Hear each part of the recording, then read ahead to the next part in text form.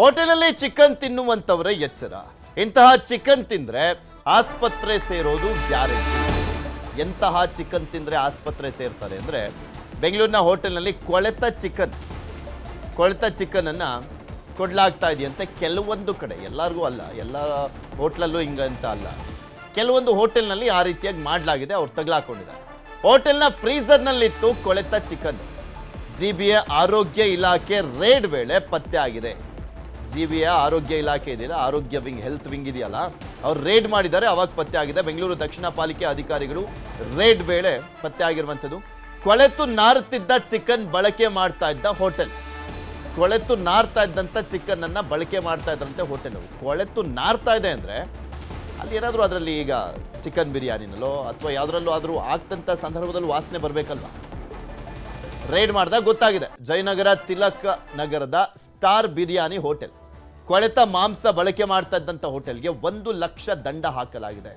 1 ಲಕ್ಷ ದಂಡ ಹಾಕೋ ಬದಲು ಅದನ್ನು ಮುಚ್ಚೆ ಬಿಡಬೇಕಾಗಿತ್ತು. ಯಾಕೆಂದ್ರೆ ಜನರಿಗೆ ಇನ್ನು ಎಷ್ಟು ದಿನದಿಂದ ತೊಂದರೆ ಮಾಡ್ತಾ ಇದ್ದಾರೆ, ಇದೇ ರೀತಿಯಾಗಿ ಹೆಲ್ತ್ ಹಾಳು ಮಾಡ್ತಾ ಇದ್ದಾರೆ, ಗೊತ್ತಾಗಬೇಕಲ್ಲ. 1 ಲಕ್ಷ ದಂಡ ಏನು ಕಟ್ತಾನ ಅವನು ಆರಾಮಾಗಿ. ಆದರೆ ಅದನ್ನೇ ಮುಂದುವರಿಸಿದ್ರೆ 1 ಲಕ್ಷ ದಂಡ ವಿಧಿಸಿ ಕಾನೂನು ಕ್ರಮ ತೆಗೆದುಕೊಂಡಿರುವಂಥದ್ದಂತೆ ಜಿಬಿ. ನಿಮ್ಗೆ ತೋರಿಸ್ತಾ ಇದೀವಿ ನೋಡಿ ದೃಶ್ಯಾವಳಿ. ಆ ಫ್ರೀಜರು ಕೊಳೆತ್ನಾರ್ತಾ ಇರುವಂಥ ಫ್ರಿಜ್ ನೋಡಿ, ಅದೇ ಕೊಳೆತ್ನಾರ್ತಾ ಇದೆ. ಇನ್ನು ಅದ್ರೊಳಗೆ ಬೇರೆ ಚಿಕನ್. ಇದ್ರ ಬಗ್ಗೆ ನಿಮಗೆ ತೋರಿಸ್ತಾ ಇದ್ವಿ ದೃಶ್ಯಾವಳಿಗಳಲ್ಲಿ.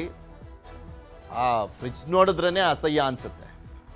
ಅದ್ರೊಳಗೆ ಬೇರೆ ಕೊಳ್ತೋಗಿರೋ ಚಿಕನ್. ಇದ್ರ ಬಗ್ಗೆ ಇನ್ನಷ್ಟು ಮಾಹಿತಿಯನ್ನು ಕೊಡ್ತಾ ಹೋಗ್ತಾರೆ ನಮ್ಮ ಪ್ರತಿನಿಧಿ ಪ್ರಗತಿ. ನಮ್ಮ ಜೊತೆ ನೇರ ಸಂಪರ್ಕದಲ್ಲಿ ಜಾಯ್ನ್ ಆಗಿದ್ದಾರೆ. ಪ್ರಗತಿ, ನೋಡ್ತಾ ಇದ್ವಿ ಅದು ಕೊಳೆತು ನಾರುವಂಥ ಚಿಕನ್ ಅನ್ನ ಇಟ್ಕೊಂಡು ಅದನ್ನ ಜನರಿಗೆ ಕೊಡ್ಲಾಗ್ತಾ ಇತ್ತು ಅಂತ.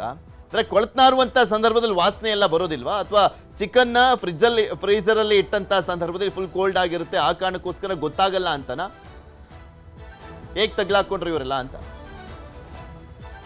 ಬಹುಶಃ ಫ್ರಿಜ್ನಲ್ಲಿ ಇಟ್ಟಿರುವಂತಹ ಕಾರಣಕ್ಕೆ ಗೊತ್ತಾಗಲ್ಲ ಅನ್ನುವಂತಹ ನಿಟ್ಟಿನಲ್ಲೇ ಈ ರೀತಿಯಾದಂತಹ ಕಳ್ಳಾಟವನ್ನು ಆಡ್ತಾ ಇರುವಂತಹದ್ದು. ಪೃಥ್ವಿ, ಜಯನಗರದ 4th T ಬ್ಲಾಕ್ನಲ್ಲಿರುವಂತಹ ಸ್ಟಾರ್ ಅಂಬೂರ್ ಬಿರಿಯಾನಿಗೆ ಈಗ ಬರೋಬ್ಬರಿ 1 ಲಕ್ಷ ರೂಪಾಯಿ ಫೈನ್ ಅನ್ನ ಈಗ ಜಿಬಿ ಅಧಿಕಾರಿಗಳು ಹಾಕಿರುವಂತಹದ್ದು. ಅಂದ್ರೆ ಘನತ್ಯಾಜ್ಯ ನಿರ್ವಹಣೆ ವಿಭಾಗದಿಂದ ಮೊದಲಿಗೆ ಇವರು ಹಸಿ ಕಸ ಮತ್ತೆ ಒಣ ಕಸ ಇದನ್ನ ಸೆಗ್ರಿಗೇಟ್ ಮಾಡಿರೋದಿಲ್ಲ. ಇದಕ್ಕೆ ಸಂಬಂಧಪಟ್ಟ ಹಾಗೆ ಆಗಾಗ ಕಂಪ್ಲೇಂಟ್ಸ್ ಬರ್ತಾ ಇರುತ್ತೆ, ಸ್ಥಳೀಯರಿಂದಲೂ ಕೂಡ, ಜೊತೆಗೆ ಹೋಟೆಲ್ಗೆ ಹೋಗುವವರಿಂದಲೂ ಕೂಡ ಒಂದಷ್ಟು ದೂರು ಬರ್ತಾ ಇರುತ್ತೆ. ಸೊ ಅದರ ಆಧಾರದ ಮೇಲೆ ಮಾರ್ಷಲ್ ಒಂದು ದಿನ ಹೋಗಿ ನೋಡಿದಂತಹ ಸಂದರ್ಭದಲ್ಲಿ ಅಲ್ಲೂ ಕೂಡ ಹಸಿ ಕಸ ಒಣ ಕಸ ಸಪರೇಟ್ ಆಗಿರೋದಿಲ್ಲ. ಅದನ್ನ ಗಮನಿಸಿ ಆ ಹೋಟೆಲ್ನ ಪರಿಸ್ಥಿತಿಯನ್ನು ನೋಡಿದಾಗ ಅಲ್ಲಿ ಶುಚಿತ್ವವನ್ನು ಕಾಪಾಡಿಕೊಳ್ಳದೇ ಇರುವಂತದ್ದು ಕ್ಲಿಯರ್ ಆಗಿ ಗೊತ್ತಾಗ್ತಾ ಇತ್ತು. ಸೊ ದಿಢೀರಂತ ಅವರು ಒಳಗಡೆ ಹೋಗಿ ಚೆಕ್ ಮಾಡಿದಂತಹ ಸಂದರ್ಭದಲ್ಲಿ ಆ ಫ್ರಿಜ್ ಅಲ್ಲಿ ಇಟ್ಟಂತಹ ಎಲ್ಲ ಐಟಮ್ಸ್ ಗಳನ್ನ ಗಮನಿಸಿದಾಗ ಅಲ್ಲಿ ಇದ್ದಂತಹ ಮಾಂಸದ ಐಟಮ್ಸ್ ಅವೆಲ್ಲವೂ ಕೂಡ ಕೊಳೆತು ಗಬ್ಬು ನಾರ್ತಾ ಇತ್ತು. ಅಂದ್ರೆ ಅಷ್ಟರ ಮಟ್ಟಿಗೆ ಶುಚಿತ್ವ ಅನ್ನುವಂಥದ್ದು ಮರೀಚಿಕೆ ಆಗೋಗ್ಬಿಟ್ಟಿತ್ತು. ಅಷ್ಟರ ಮಟ್ಟಿಗೆ ನೈರ್ಮಲ್ಯವನ್ನು ಕೂಡ ಅವ್ರು ಕಾಪಾಡಿಕೊಂಡಿಲ್ಲ.